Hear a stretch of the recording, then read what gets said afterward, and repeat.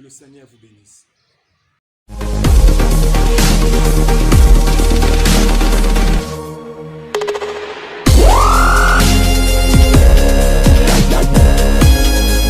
Gloire à Dieu, gloire à Dieu. Bienvenue dans votre chaîne chrétienne Yada TV Monde. Votre chaîne, la chaîne qui ne cesse pas de diffuser les émissions chrétiennes, les émissions édifiantes, avec laquelle nous sommes en train de récolter aujourd'hui plusieurs témoignages de par le monde. Bato benga bato tina ba message vraiment mateya o ezoleka chaque fois na kati ya chaîne oyo ezako édifier bango. Nzambe apambola yo ozolanda biso lelo en direct avec l'homme de Dieu, l'apôtre Pierre Kitete Chaumba, le représentant légal Yada Ministry International. Aujourd'hui, nous sommes venus dans vos maisons, puisque nous sommes allés aux Olandabiso en direct, Soko Zanandako, Soko Zali na Moussala, partout tu es, tu nous suis avec ton téléphone. Nalingina Senga yo komoko o s'abonner na chaîne Oyo, et pas commis abonner, s'abonner na chaîne Oyo, puis cliquer na cloche, il y a notification pour na orataka ba émission mon côté o izakoleka. Chaque fois ba émission ezali koleka na chaîne Oyo. Nzamba pambola yo papa maman. Nalingi to bondela avant que to banda émission na biso landa biso na bokebi. Seigneur, je bénis celui qui nous suit maintenant. Na sengi faveur pe grâce na yo nzambe et accompagner biso maloba oyo et pe sa bombo na mitema na bato na kombo na Yesu na bondeli boyo. Amen. To beteli Yesu maboko makasi. Nzamba pambola yo. Merci, que Dieu vous bénisse. Na sepeli papa benga mama mama benga papa. Bolanda mate ekeba keba na mono ngo changer chaîne. Na mono za intention ko changer chaîne te. Landa mate ya oyo. Quelques minutes seulement et qu'on permettre de comprendre le comment dans la vie. Nous avons pas yo. Tout dans un séminaire na biso, on tout parler sous l'influence de l'héritage du père au fils. Nous avons expliqué le premier jour sous l'influence de l'héritage du père au fils, avec lequel na zonga simate, nous olanda biso solanda ki mate ya libosote na kacha chaîne au komona kaka émission sous l'influence de l'héritage du père au fils. Luka émission ana landa mateya et puis deuxième jour totea qui sous la parole prononcée Luka émission ana landa mateya et puis troisième jour lelo toto parler sur les objets interdits. C'est ça que nous allons parler aujourd'hui avec vous sur les objets interdits. Nzamba pambola bino tozotanga Bible na biso na livre ya Josué chapitre 7 verset 2 jusqu'au verset 6 et puis toko sauter na Josué chapitre toujours 7 totangi sur verset 10 à 11. Na tangi Bible o eza maloba na Nzambe. La Bible dit ceci: Josué envoya de Jéricho des hommes vers Haï, qui est près de Bethel, qui est près de Beth-Aven, et à l'orient de Bethel. Il leur dit: montez et explorez le pays. Et ces hommes montèrent et explorèrent Haï. Ils revirent auprès de Josué et lui dirent: il est inutile de faire marcher tous les peuples. 2 ou 3 000 hommes suffiront pour battre Haï. Ne donne pas cette fatigue à tout le monde, car ils sont en paix nombre. De sauter dans verset 10, l'année la bokebi au comprendre ma kamoul.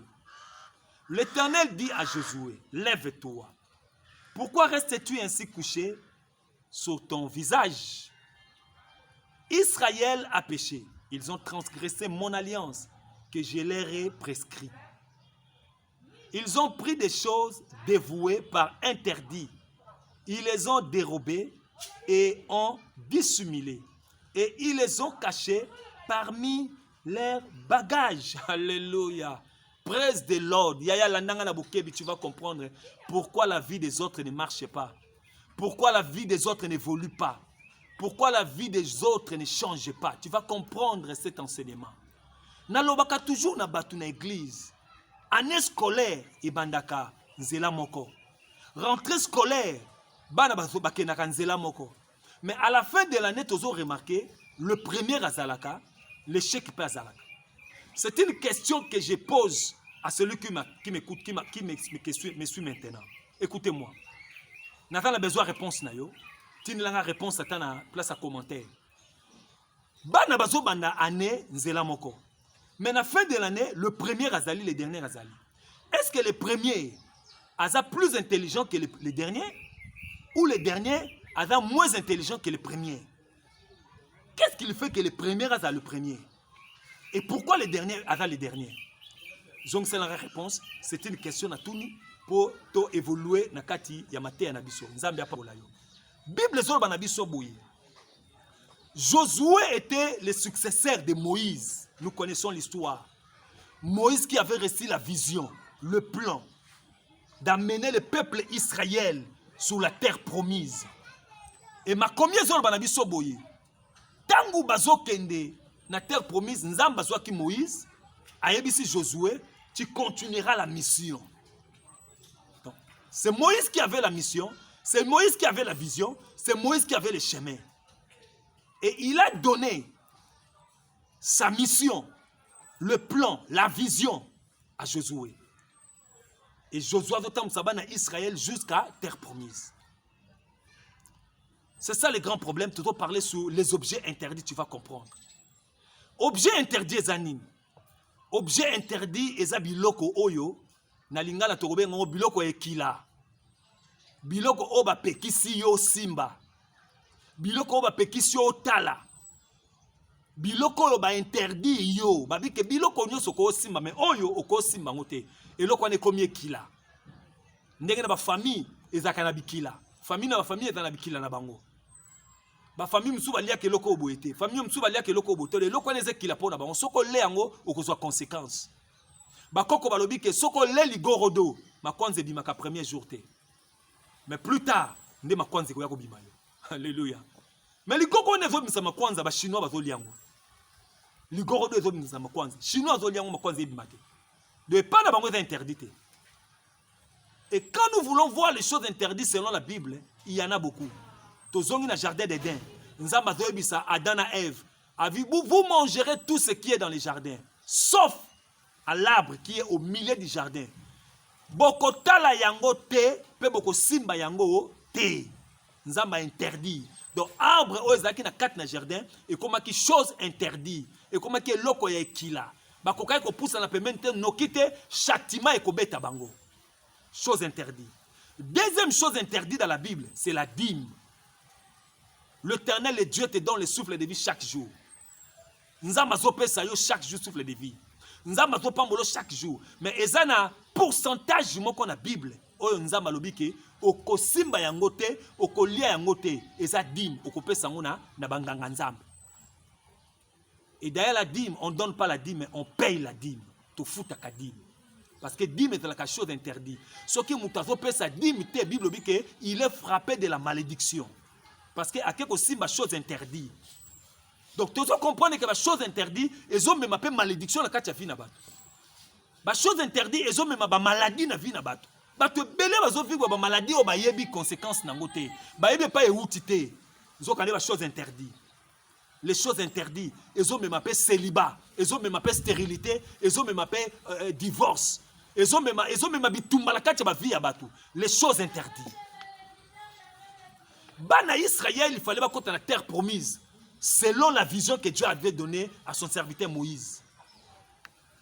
Et maintenant, Josué qui accompagnait les enfants d'Israël avec la vision. Mais pour nous, comme la terre promise, nous sommes dans la nation. Nous avons cet exemple. Si nous sommes en France, il faut les cas. Les kabamboka, à tous les avions. Il faut les kabamboka, les kabamboka, les kabamboka, les kabamboka. Jusqu'à ce que vous soyez en France. C'était pareil, les enfants d'Israël, pour nous la terre promise. Il a fallu les kabamboka minene ya mike, bamboka minene ya mike, pour nous la terre promise. Nous avons pas la mutazo la nabiso. La nabiso la bokebi. Nous avons un numéro d'ailleurs affiché sur le banc de votre écran. Mais nous avons un numéro pour comprendre. Et l'eau qu'on y était le missivi na yo. Nazo lo baboui. Bana Israël bazo le kaba nation selon ma prescription on nzama zo pesa bango. Nzama zo bana bango boy. Soki bo koti na nation obo bundi. Soki bo gagner, bozwa biloko nyonso ya nation wana. Bozwa bilamba na bango. Bozwa biloko olia na bango. Bozwa tout ce qui est de o nyonso lingo zwa. Nzama ordonné bango. Apesa bango principe bozwa yango. Le principe. Voilà pourquoi pas na lobaka na batu toujours. Et là que pambola ka mutu na vie et la principe. Et ça la batu belé ba ebi nzambe. Mais bazo respecter ba principe na nzambe te. Oko traiter ba prophète ba aventurier. Oko traiter ba pasteur ba aventurier. Mais nzoka nde yo moko. Ozoko ka ko respecter ba principe te o nzamba zo pesa yo. Mais soko keneke pa nganga lobi na lala libanda lala na se lala na toilette. Kamata matiti mela oko melango mbango. Mais t'as les panzambe ba principe simple on nzamba zo pesa yo zwa dim na yo pesa et comme difficile le principe nzamba fait ça na Israël soki bo koti na nation obo bundi bo longi bo zwa biloko bo kene nango et dans chaque nation c'était comme ça, c'était ça le principe. Maintenant etika la ki deux nations pour ba kota na terre promise. Et première nation qui liboso la une nation comme nene il fallait ba bunda contre nation wana. Bake ko consulter nzambe nzamba lobike na pesi bino nation na bokene bo bunda na nation na boko longa pe soki bolongi bomeka ko simba biloko na bango te. C'était ça le principe que Dieu avait donné. Bomeka ko simba biloko na bango te. Ata maya komela ata nguba ata tonga ko tonga bilamba, l'Éternel ne les a pas commandé de toucher. L'Éternel les a interdits. Abibo simba biloko te. Ata ba pesoma ya komela mboka wana komela te. Bobi makaka na ba cri d'allégresse, ba cri de joie. Bobi makaka na victoire na bino. C'est ça le principe que Dieu a donné aux enfants d'Israël devant la nation. Et bana Israël pétang ba koti na nation ngo. Nzamba pesi bango makasi ba longi nation munene lokola États-Unis d'Amérique. Et tangu ba longi ba bandi ko bima moko kati na bango esprit envie convoitise se matiller. Atali diamant, atali or, atali ba richesse, abi non. Nakozwa. Ake kozwa diamant, azu or, azu bilamba ya talo, azu biloko kolia, azu ba pierre précieuse. Azu nyoso kokai kozwa. Et il a parlé ni à sa femme et ni à ses enfants. Il est allé garder ça derrière sa maison. À tout le monde le boulot à Bombi. Si quoi il a fallu ba bunda contre mboka moka mukie comme on ezaki aïe. Mboka mukie o ba ki kostala ta mundu kité.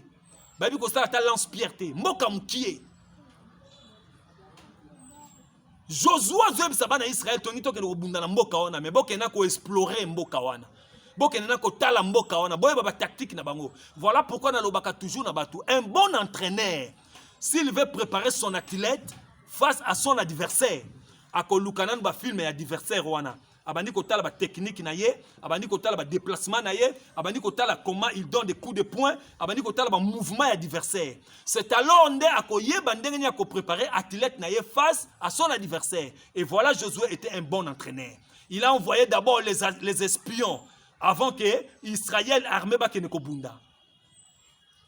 O bunda ko yebi mutozo bundela été. Peut-être adversaire no na sima yo zo beta ba makofi liboso. Il faut yeba adversaire na yo. Au moins n'est pas au koyaka, au yeba adversaire na yo, tozo bunda dans l'aveuglement, dans le néant. Et pendant que Josué envoyait les espions, ba espions ba zong ba zo pesa rapport ba zo pesa Josué nini. Ba bi Josué ne te donne pas la peine. Ya otina ba te belé. 1000, 2000, 3000 seulement suffiront pour battre Haïr. Parce que zaki mboka ya mukie. Ba zo rappeler Josué ba bi to gagner États-Unis d'Amérique. To gagner Allemagne. Tu as gagné Japon, tu as gagné Corée du Sud. Il y a un président qui a gagné Basuki ya aboye. Moi nana mukiona zaka teti contre l'américain. Abi tu as gagné bango. Bongo mboka mukia lokola Haï. Haï ezaki mboka lokola Éthiopie. Haï ezaki mboka lokola na ebite mboka nyongo yo kotangela nga wana. Ba mboka moka mikie o ba ibo sata mundu kité. Mais tangu ba kesiko contre mboka wana. Ha. Bon, objet interdit au Akan, à Ibaki, et comme Ganga. Les objets interdits parlent.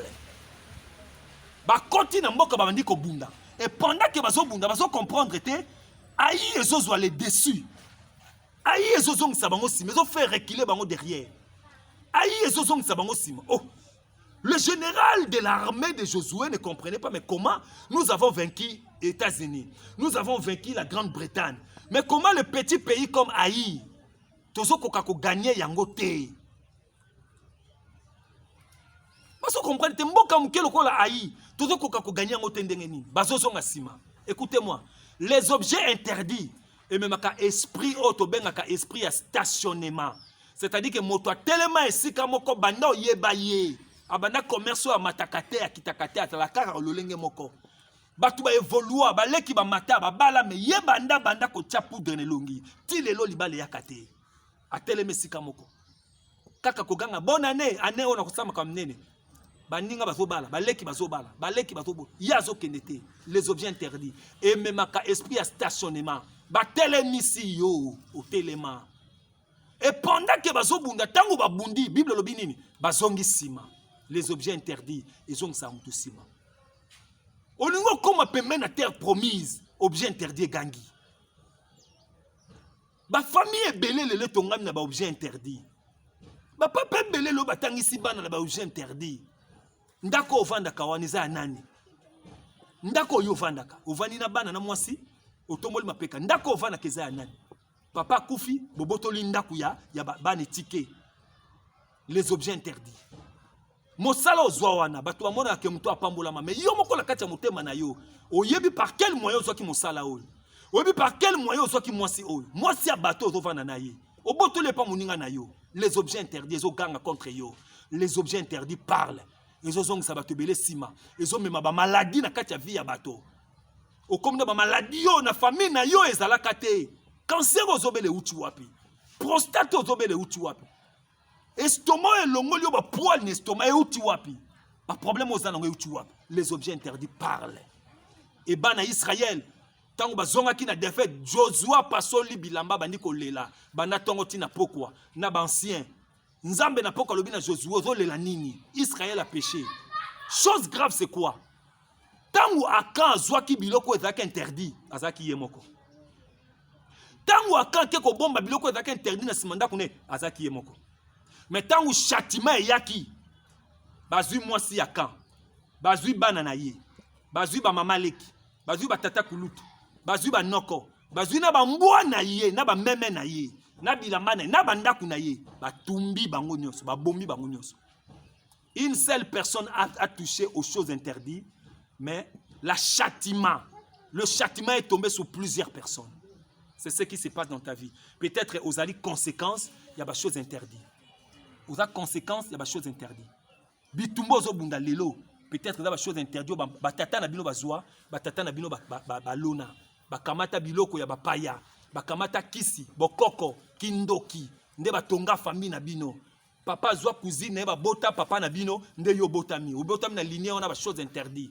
Les choses interdites. Benga biso na numéro OESA affiché au bas de votre écran. Okozwa l'apôtre Pierre qui était Chaumba. Toko solo là à long et à large pour TV et 1 minute. Nazo pesa numéro pour une bonne compréhension plus 243 89 35 68 266. Et un numéro WhatsApp. Soko bengi okozwa apôtre Pierre toko bonde la pona ope toko fungolela yo enseignement oyo pona o comprendre que ba chose interdit eza ko réclamer yo pe ba chose interdit ezo ma esprit à stationnement na kati na vie na yo na ngina bonde la pona mutu liboso oya ko benga mutami balé ya misatu nzambe akokini ko pambola yo soko zwi message oyo partager lien oyo na batu misutu pe ba yo kayango po ba zwa lipamboli pe s'abonner directement na chaîne oyo et puis au cliquer na cloche ya notification pour permettre yo ora takaba émission nyonso eza ko likate. Dans le séminaire, le lozaki 3e séance, il y a séminaire nabiso, landa ba séminaire oti na suka, tu comprendras ce que l'esprit veut faire dans ta vie. Tikanza ma pambola yo, na pamboli batunyoso o basungi image comme na banda kuna bino, mama Rachel na caméra, na pamboli Chancel Masaka nganda na oazalaki na lumière na makamususu na son, nzamba pambola batunyoso, ngolu na nzameta mola bino na kombo na Yesu. Amen. Bye.